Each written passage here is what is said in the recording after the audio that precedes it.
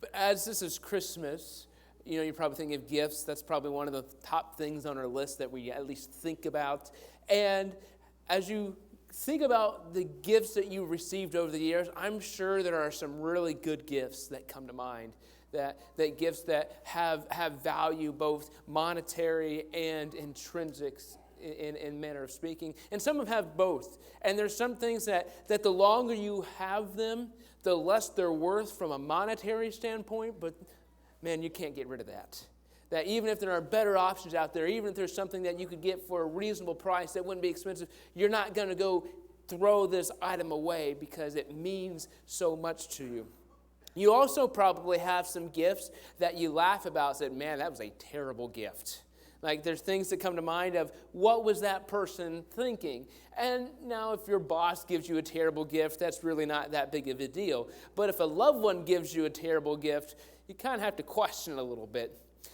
But usually people at least give decent gifts, or you see the intent with their gift that they have provided you. But when we really talk about terrible gifts, I think probably the thing that comes to mind for me the most is that when you have a white elephant gift exchange or Christmas swap or whatever you call it, where everyone brings gifts of a designated monetary value or usually pretty cheap or something they just want to get rid of, and you wrap it up and everybody gets to pick one, and then you can steal and swap and all those types of things, and it's usually a lot of fun and doesn't really cost very much to actually have that enjoyment and entertainment. But with the white elephant gift exchange, one of the things that come to mind is the gift you choose is the gift you receive. And if you've ever been a part of those, and maybe this isn't you, maybe it's somebody else in the group, they're really over-dramatic about the gift that they choose. Maybe they walk around the pile trying to gauge which one looks best, and they're trying to eye who do they think brought this gift or that gift to see maybe that gives them some type of a clue. But really, the gift you choose is the gift you receive. And as I said, Christmas is a time we think about gifts. And the first gifts we think about with Christmas is that of the wise men, of the Magi, as they bring gifts to Jesus. And we pick their story up in Matthew chapter 2. And we know that Jesus was born in Bethlehem in Judea during the reign of King Herod.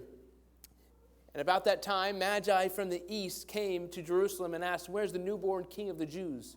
We saw his star as it rose, and we've come to worship him." This is the Magi. Now, Luke chapter 2 has the more traditional Christmas story with the shepherds and going to Bethlehem with Mary and Joseph for the census. But this kind of fills in the gaps of our Christmas card. You get the wise men coming there to present their gifts. This doesn't really overlap with Luke chapter 2, and that makes it look nice. But this happened a little bit later. And we don't really know much about the Magi. They're pretty just not many details provided. This section in Matthew chapter 2 is all we really hear about them. They enter the scene and then they leave. And tradition gives us name for these guys. We have Melchior, we have Belshazzar, and we have Casper. That's not in the Bible, but that's what tradition tells us their names are. They're mysterious in many ways. They are searching for Jesus. And sometimes I think we need to make sure we recognize this is really something that identifies with people who are searching for Jesus. Someone who doesn't know Jesus, if they're searching, they're nobody. They're on the outside just seeking. And I'm not trying to say that in a mean way, but I'm just saying they're not part of it, but they're seeking. And so whoever their name isn't the core of the issue. It's the fact that they are searching for Jesus. See, Jesus is the central figure of any story. It's not the wise men. But they help drive a point of who Jesus is. And to do that, they start with going to Jerusalem. Jerusalem was the capital, and it makes sense that they'd go to a prominent city. Now, they say that a star had guided them to this point. They saw his star as it rose, and they end up in Jerusalem. It's the capital city. You would expect major things to happen in major cities. Whether we're talking about Washington, D.C., Chicago, L.A., Dallas, those are kind of the bigger places that we would think main things would happen. So they go to that capital, and they stop there. We find that they get off course here. And so the search for Jesus, sometimes we get off course. Whether the person knows Jesus or has been a follower of Jesus for 75 years, we can get off course. We have to be careful not to allow arrogance to creep in. We're not just talking about those who don't know Jesus. We're talking about anybody. We can get off course. And so they get off course and they end up in Jerusalem. And just have the question, did they take their eyes off the star? Because that can be real easy. We can get distracted by many different things in this world. Why did they end up in Jerusalem and not Bethlehem, which is where Jesus was? See, while they were in Jerusalem, King Herod heard what they were there for, and he was deeply disturbed, as is everyone in Jerusalem. So he called a meeting with the religious leaders, and he asked, "Where is the Messiah supposed to be born?" And they said, "In Bethlehem in Judea, for this is what the prophet wrote. But you, O Bethlehem, in the land of Judah, are not least among the rulers of Judah. For a ruler will come from you, who will be a shepherd to my people Israel." Then Herod called a secret meeting with the Magi, and he learned from them the time when the star first appeared. And he told them, "Go to Bethlehem and search carefully for this child. When you find him, come back and tell me so I can go too and worship him." Herod was a very ruthless leader. There are many ways where Herod was a really good leader. There's a lot of good things he did, but he also was ruthless. If there was a threat to his power, whether it was real or perceived, he did all he could to eliminate that threat. There were many, many people, countless people that he killed because he felt they threatened his power. So when somebody comes into Jerusalem saying, "Hey, where's the newborn king of the Jews?" Herod is on high alert. There's a threat. How can we take care of this? How can we eliminate this? How can I make sure that I preserve my power? And one of the ways we can see Herod was a good leader is that he knew how to get information. The mark of a good leader is not just to know everything, but to know how to get the information you need. Herod didn't necessarily need to know before this where the Messiah was supposed to be born. But yet he knew how to get the answer, so he went to the religious leader and said, "Hey, give me the information I need." And we don't have much context. There's not much information that's given in this interchange. But it almost seems as though the religious leaders can just kind of spout this off without thinking. Herod asked this question and said, "Well, yeah, in Bethlehem. Right? Micah 5:2, that's what they quoted. That's where the Messiah is supposed to be born." And what I find interesting is the religious leaders know this information, and yet they miss the birth. They miss Jesus. They know where he's supposed to be born. They know where they're supposed to be looking, and yet it passes them by because they're not paying attention. So when we talk about getting off course, the Magi were off course by entering Jerusalem. The religious leaders were the ones who seemed to have it all figured out. They were where God wanted them to be, yet they missed it. So Herod, being a shrewd leader that he was, tried to trick the Magi into doing his work for him. Herod saw there was a threat in this newborn king of the Jews, and so he said, "Well, I've got somebody who can find out the information I need. I'm going to manipulate them so that I can get what I need." So he tells them, "Hey, tell me where this child is. Go." He gives them his blessing and says, Come help me. Tell me where this child is so that I can worship him." Well, we know that was a trap, and that really wasn't what Herod wanted to happen. But the Magi continue on their way, and they go, they leave Herod, and the star that they saw as it rose in the east went ahead of them and stopped over the place where the child was. And when they saw the star, they were filled with joy. And on coming to the house, they saw the child with his mother Mary, and they bowed down and worshipped him. And then they opened their treasure chest and gave him gifts of gold, frankincense, and myrrh. So the Magi continued on their journey. But we do have the question that just always seems to loom over this section, these few verses, this story, is that why did the Magi end up in Jerusalem? Because, well, if you continue on the story, you find that Herod actually commits mass genocide because he learned this information. So was this part of God's plan, or did the Magi get distracted and because of that negative consequences happened? We can't answer that question. But it's a sad reality of sometimes when we take our eyes off Jesus, negative consequences naturally occur. But they were off course, and I don't want to be too hard on them because we can't know. But when they got back on course, they were filled with joy. Think about that. When you get distracted, you get off course, when you realize it, you get discouraged. But then when you get back on the right track, you're relieved. You're happy. You ever made a wrong turn driving down the road? It gets pretty frustrating when you realize you made a mistake. But when you get back on the right path, you can at least know that, hey, I'm moving in the right direction. I'm going to where I need to go. And so the Magi realized that they were going where they needed to go. They saw the star. And they presented gifts to this child. They come to him and they present gold, frankincense, and myrrh. And we know of these objects. These gifts resonate with us. And they're common even out of the church to know at least some of these gifts. They're not frequent ones that we would necessarily have in our homes. But I say to you what I said about the White Elephant gift exchange. Is the gift you choose is the gift you receive. Because these three gifts are very important. They have theological implications and how they represent Jesus. See, the first one is that of gold. Now, gold is valuable. We know that. Some of you may be wearing some type of gold jewelry today. But gold is precious. It doesn't rust or corrode. It's malleable. It's easy to work. It's rare. It's good to look at. It's pretty.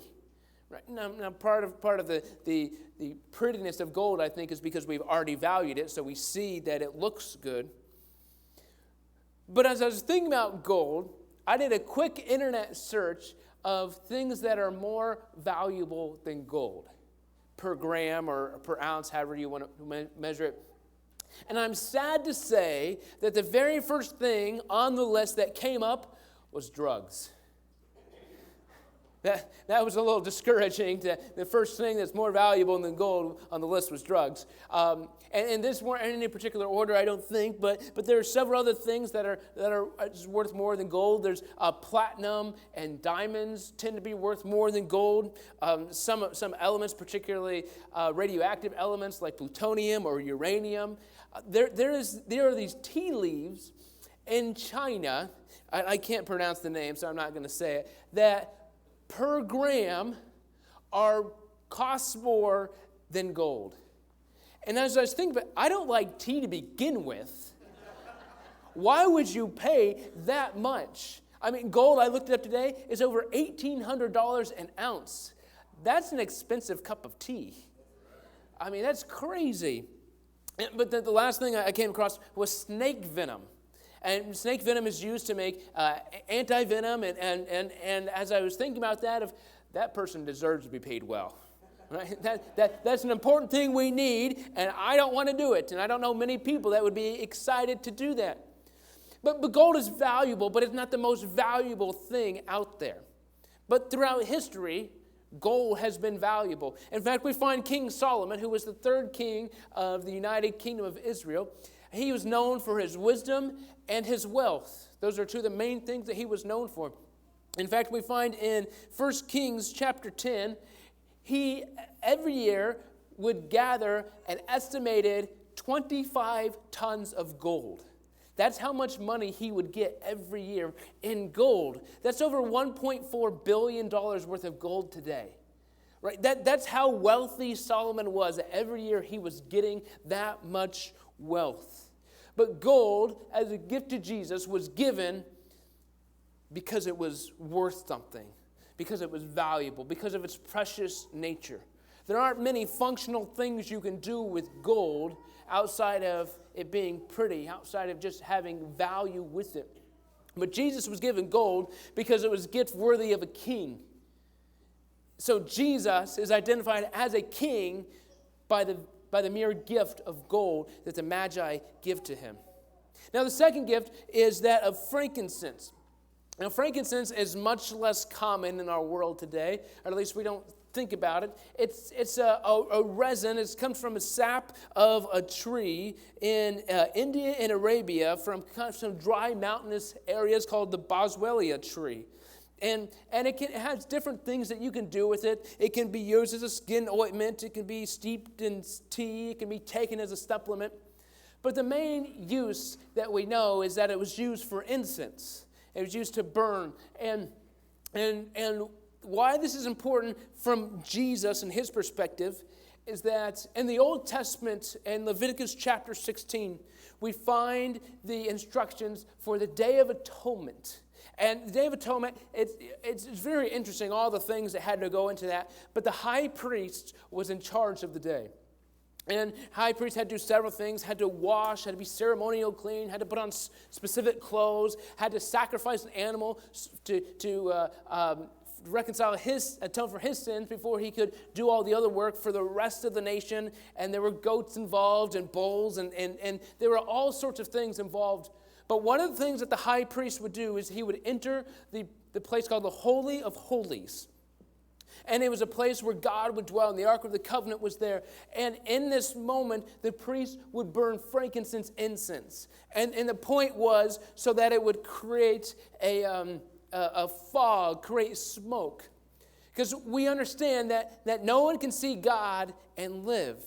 And so the frankincense was burnt because God's presence had so richly saturated the Holy of Holies that they needed frankincense to create smoke so that the priest could survive the moment.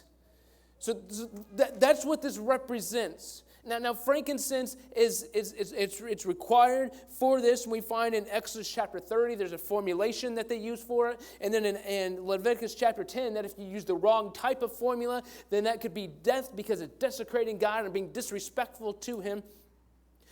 But that is what the Magi were doing when they gave Jesus this gift. By giving Jesus frankincense, they are recognizing Jesus as the high priest. So the gold represented Jesus as the king, and the frankincense represented Jesus as the high priest. Now there's some history that comes back to this with the nation of Israel. Because in the United Nation of Israel, they were separated into 10 or to 12 tribes. And Judah was the king tribe. David, Solomon, and their line came from Judah, and the kings came from there. So it was the political power. The Levites were the priestly tribe, and we find they're the ones in charge of the temple, the ones that hear from God and give the message of God and do all the work necessary for the religious rituals. When we look at Israel and their history in the Old Testament, we find that the nation functions much better when Judah and Levi are in balance. When they get out of balance is when bad things happen. When Judah, when the king tribes tries to do things on their own and to do their own religious rituals and get rid of the Levites, then bad things happen. When the Levites tried to take power and push Judah aside and say, well, it's all about us, and use the religious platform and for manipulation purposes, we see that bad things happen. But when the king tribe tries to honor God by serving politically, and they submit to the priestly tribe, the Levites, that's when the nation flourishes. That's when things go in a positive direction. And there are many times we can think of when King David was confronted by the prophet Nathan of, David didn't do things good, but he submitted to God through the priestly tribe of Levi, and then things started moving in a positive direction because of that. We look at our world today. We have seen many times throughout history, this is nothing new and it's probably going to continue to happen, that politics try to manipulate religion and religion tries to manipulate politics. There's a battle between there. Maybe our country has separation of church and state, but there are people that are trying to play both sides of it for their own personal gain. But with Jesus, we don't have to worry about that. As humans, when we have both the political and religious power, we can't control ourselves. We've proven throughout history that bad things happen. There's no exception to that. But with Jesus, he is both the king and the priest. He is both. So we no longer have to have separate, because we have the one leader who can do both perfectly. But there was a third gift, the gift of myrrh. And myrrh and frankincense are kind of a similar situation. They both are resins or saps that are collected from trees. There's an incision made on the tree, and they collect the sap, and then they have a purification process, and it has to cure and do all those things. And myrrh is an expensive resin. It was an expensive gift. At times in the ancient world, it was worth 5 times the amount of gold. So gold was just given because it was a valuable item. Myrrh was extremely valuable as well. And part of the value of myrrh was the fact that it had to be imported from so far away, and it was difficult to actually concoct. But it also has many functions. It's actually very diverse ointment. And what the Magi gave it to Jesus for was for an embalming type fluid. And so on some levels, it was a perfume that was used to anoint as an antiseptic and embalming fluid. But one of the interesting things about myrrh is that its connection to one of the churches in Revelation. In Revelation 2 and chapter 2 and 3, there are 7 letters to 7 churches in Revelation. And one of those letters is to Smyrna. And Smyrna, they are a church that would suffer and be persecuted to the point of death. Now, Smyrna and myrrh, from the same root word, Smyrna, S-M-R-Y, or S-M-Y-R, myrrh, M-Y-R. We see the same root word that's listed in both. And so what myrrh does, it is anticipating the death of Jesus. Smyrna is a place that would suffer to the point of death, and Jesus was going to suffer to the point of death. Myrrh was anticipating his death, and it was doing so because it was an embalming fluid, and it was preparing Jesus for his burial. Now, I said these are theological gifts. This is not a gift that you would typically give an infant. A healthy infant, I don't think a mother would be real happy if you helped her prepare for the funeral for the healthy infant. That's an awkward thing, a weird thing. That's not something that we would do. But myrrh also, on a side note, has many other options or benefits to it. It can be used as a painkiller. It can help with toothaches, help with bruises, help with sprains, and just general aches, help you heal faster. It can help with arthritis and rheumatic problems and circulatory problems. It's a antioxidant, antifungal, antiviral, anti-inflammatory, anti-parasitic, expectorant, antispasmodic. And it also says it can make you look younger. As one of the things that I think of when I think about all these things that myrrh can do is there are times I think we rely so much, well, why hasn't medicine or science figured out this to cure this disease or that disease? God has provided some powerful remedies right in nature. Right? God has made our bodies to heal and has provided ways for us to heal. And so I just find that being an interesting tidbit about myrrh. But myrrh prepares Jesus for death. But with this, so we have the king and the gold, we have the priest and the frankincense, and in the myrrh we find the prophet. The prophet is the one who would bring the message from God, but really a lot of times the message from God was that of destruction or that of death. But then it came with redemption. And that's what Jesus brought. He brought the judgment of God, brought the death, but that provided a way for redemption to happen. So all 3 of these gifts are important, are vital, and they theologically speak to who Jesus is. Gold shows that Jesus is the king. Frankincense shows Jesus is the priest. Myrrh shows that Jesus is the prophet. The prophet, priest, and king. That's the order when theologians talk about it. They use prophet, priest, and king as opposed to king, priest, and prophet. I don't know why.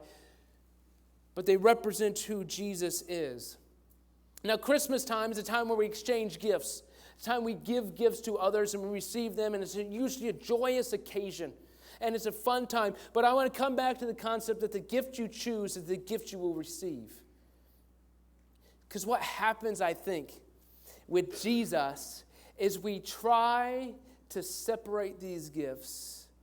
Or maybe we don't try to. Maybe we try not to, but we have the tendency to do. Sometimes we just focus on Jesus' gift of gold. Sometimes we focus on the gift of frankincense. Sometimes we focus just on the gift of myrrh. And there are negative applications when we do that. See, if we focus on Jesus as king and emphasize that too much, then what we're going to do is we're going to start a revolution. But all it's going to bring is blood. It's going to bring death. It's going to bring pain. It's going to bring suffering. You know, the only blood Jesus came to shed was his own and nobody else's. He didn't come to start a political revolution that would install a new human institution. He came to establish something different. But if we focus on just the priestly concept, the frankincense, then what happens is we can make the religion about us real quickly. There are many traditions that have the priest as the one who intercedes to God on our behalf. You know, you go to your priest, you talk about, you confess, you have prayer requests, those types of things. And I pray for you, and in some ways, I intercede to God on your behalf, but you don't have to go through me. We go through Jesus. But when we only focus on that, then what happens is we make it about, well, how can I escape this world?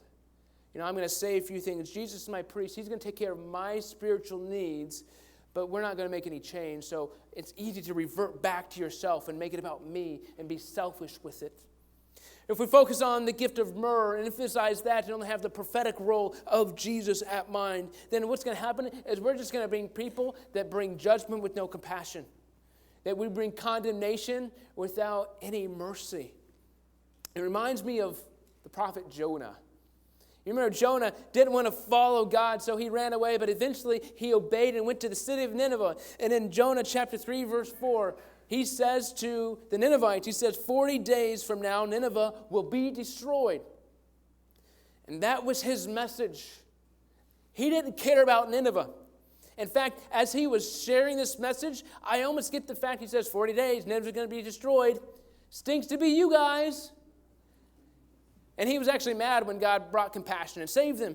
But that's what's happened if we only focus on the prophetic role, the condemnation, the judgment. Now, you can choose any three of those gifts.